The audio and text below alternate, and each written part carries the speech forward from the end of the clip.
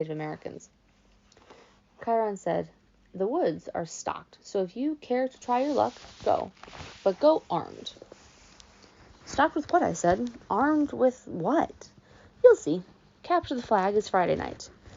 "Do you have your own sword and shield?" "My own?" "No," Chiron said. "I don't suppose you do." "I think a size 5 will do. I'll visit the armory later." I wanted to ask what kind of summer camp had an armory, but there was too much else to think about, so the tour continued. We saw the archery range, the canoeing lake, stables, which Chiron didn't seem to like very much, the javelin range, the sing-along amphitheater, and the arena where Chiron said they held sword fights and spear fights. "Sword and spear fights?" I asked. "Cabin challenges and all that," he explained. "Not lethal, usually." "Oh, yes, and there's the mess hall." Chiron pointed to an outdoor pavilion framed in white Grecian columns on a hill overlooking the sea. There were a dozen stone picnic tables. No roof, no walls. "What do you do when it rains?" I asked.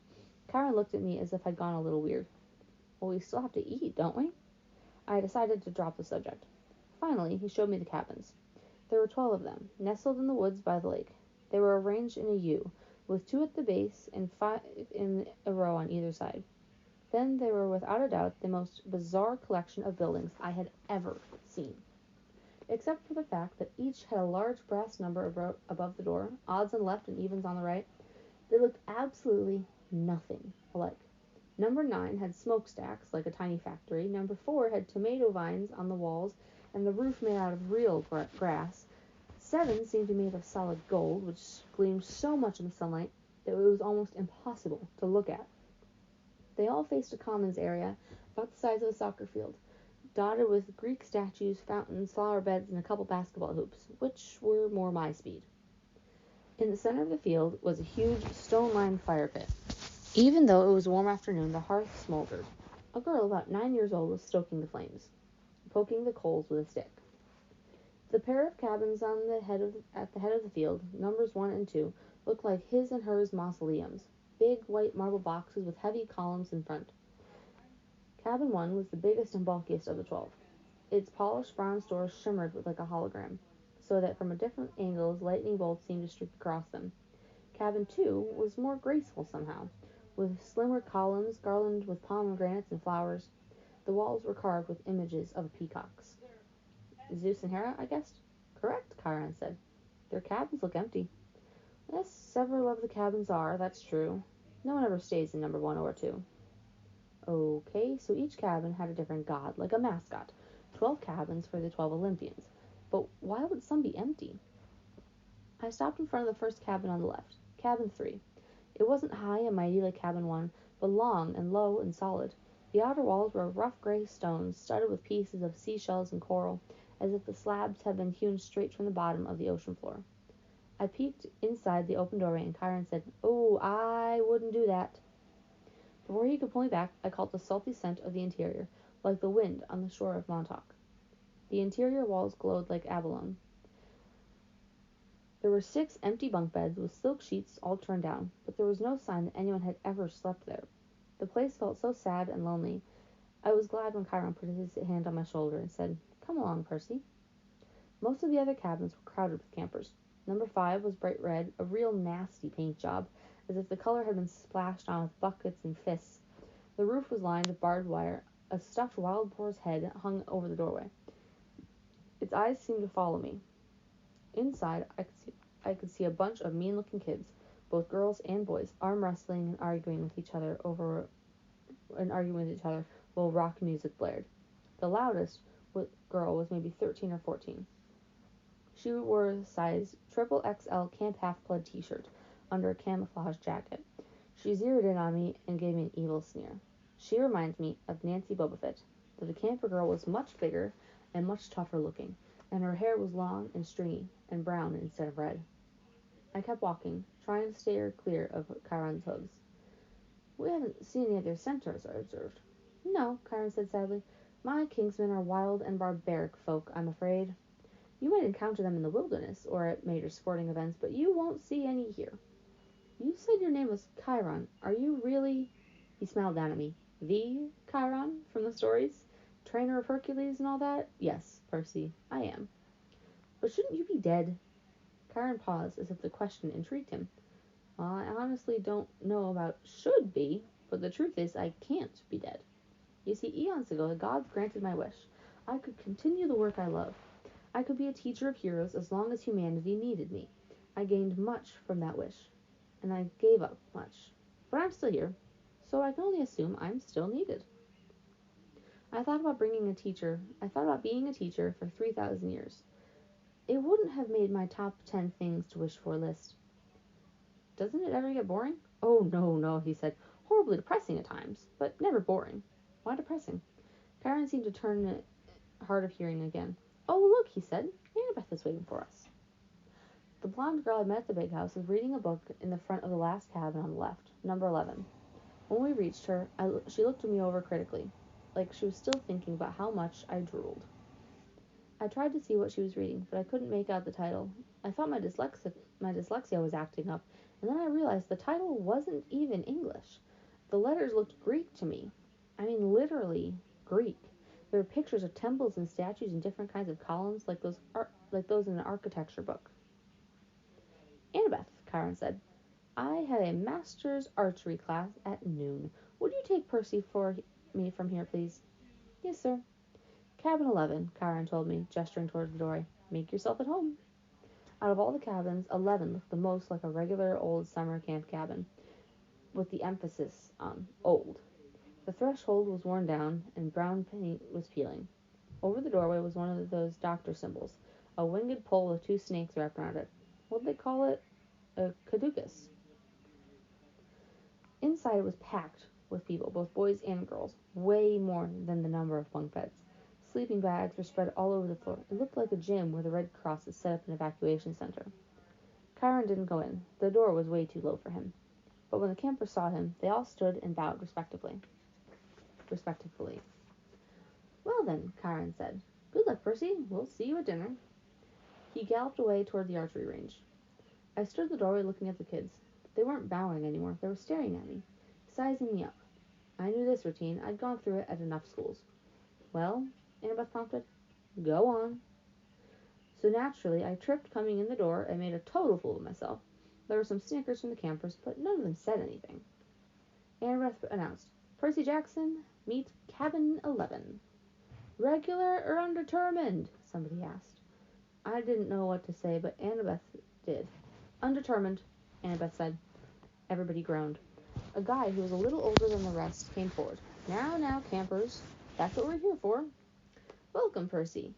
You can have that spot right there on the floor. You see, right over there. The guy was about 19. He looked pretty cool. He was tall and muscular with a short, cropped, sandy hair and a friendly smile. He wore an orange tank top, cut-off sandals, and a leather necklace with 5 different colored clay beads. The only thing unsettling about his appearance was a thick white scar that ran from just beneath his right eye to his jaw, like an old knife slash. This is Luke, Annabeth said. Her voice sounded different somehow. I glanced over, and I could have sworn she was blushing. She saw me looking, and her expression hardened again. He's your counselor for now. For now? I said. You're undetermined, Luke explained patiently. They don't know what cabin to put you in, so you're here. Cabin 11 takes all the newcomers, all the visitors. Naturally, we would. Hermes, our patron, he's the god of travelers. I looked at the tiny section of floor they'd given me. I had nothing to put there to mark it as my own. No luggage, no clothes, no sleeping bag, just the Minotaur's horn. I thought about setting that down, but then I remembered that Hermes was also the god of thieves. I looked around the campers' faces, some sullen and suspicious, some grinning stupidly, some even eyeing me, as if they were waiting for a chance to pick my pockets. How long will I be here? I asked. Good question, Luke said. Until you're determined. And how long will that take? All the campers laughed. Come on, Annabeth told me. I'll show you the volleyball court. I've already seen it. Come on. She grabbed my wrist and dragged me outside. I could hear the kids of Cabin 11 laughing behind me. When we were a few feet away, Annabeth said, Jackson, you have to do better than that. What? She rolled her eyes and mumbled under her breath. Can't believe I thought you were the one. Hey, what's your problem? I was getting angry now. All I know is I killed some bull guy. Don't talk like that, Annabeth told me. You know how many kids at this camp wish they'd had your chance to get killed? To fight the Minotaur. What do you think we train for? I shook my head. Look, if the thing I fought really was the Minotaur, the same one from the stories, yes. Then there's only one. Yes. And he died. Like a gajillion years ago, right? Theseus killed him in the labyrinth. So, monsters don't die, Percy. They can be killed, but they don't die. Oh, thanks. That clears it up. They don't have souls like you and me. You can dispel them for a while, maybe even for a whole lifetime if you're really lucky. They are primal forces. Chiron calls them archetypes. Eventually, they reform. I thought about Mrs. Dodds. You mean if I killed one accidentally with a sword, I mean your math teacher. That's right. She's still out there. You just made her very, very mad. How did you know about Mrs. Dodds? You talk in your sleep. You almost called her something. A fury? They're Hades torturers, right? Annabeth glanced nervously at the ground as if she expected it to open up and swallow her. You shouldn't call them by name. Even here, we call them the kindly ones, if we have to speak of them at all. Look, is there anything we can say without it thundering? I sounded whiny, even to myself, but right then, I didn't care. Why do I have to stay in cabin 11 anyways? Why is everybody so crowded in there? There are plenty of empty bunks right over there.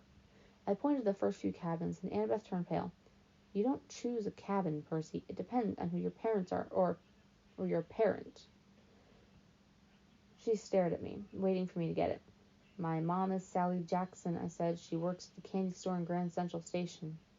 Or at least she used to. Look, I'm sorry about your mom, Percy, but that's not what I mean. I'm talking about your other parent. Your dad. He's dead, I said. I never knew him. Annabeth sighed. Clearly, she'd had this conversation before with the other kids. Your father's not dead, Percy. How can you say that?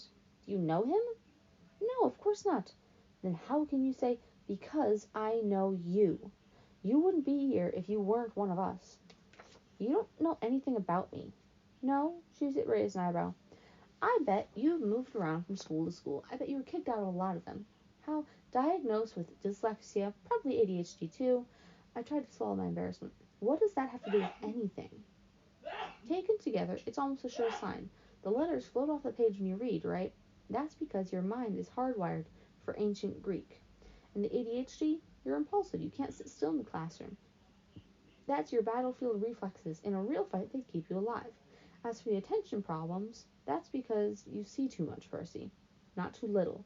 Your senses are better than a regular mortal's. Of course, the teachers want you medicated. Most of them are monsters, and they just don't want you seeing them for what they are. You sound like you went through the same thing. Most of the kids here did. If you weren't like us, you wouldn't have survived the Minotaur, much less the ambrosia and nectar. Ambrosia and nectar? The food and drink that we were giving you to make you better? That stuff would have killed a normal kid. It would have turned your blood to fire and your bones to sand, and you'd be dead. Face it, you're a half-blood. A half-blood.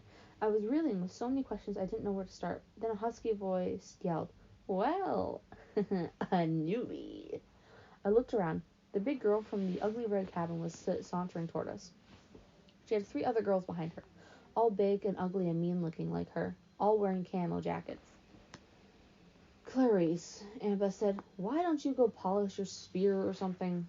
Sure, Miss Princess, the girl said, so I can run you through with it on Friday night.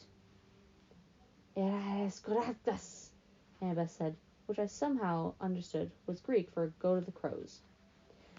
Though I had a feeling it was a worse curse than it sounded. You don't stand a chance. We will pulverize you, Clary said, but her eye twitched. Perhaps she wasn't sure she could even follow through on the threat. She turned toward me. And who's this little runt? Percy-Jackson, Annabeth said. Meet Clarice, daughter of Ares. I blinked. Like the war god? Clarice snealed. You got a problem with that? No, I said, recovering my wits. It explains the bad smell. Clarice growled. We've got a little initiation ceremony for newbies, Percy. Whatever. Come on, I'll show you. Clarice, Annabeth tried to say. Stay out of it, wise girl. Annabeth looked pained, but she did stay out of it. and I didn't really want her help. I was in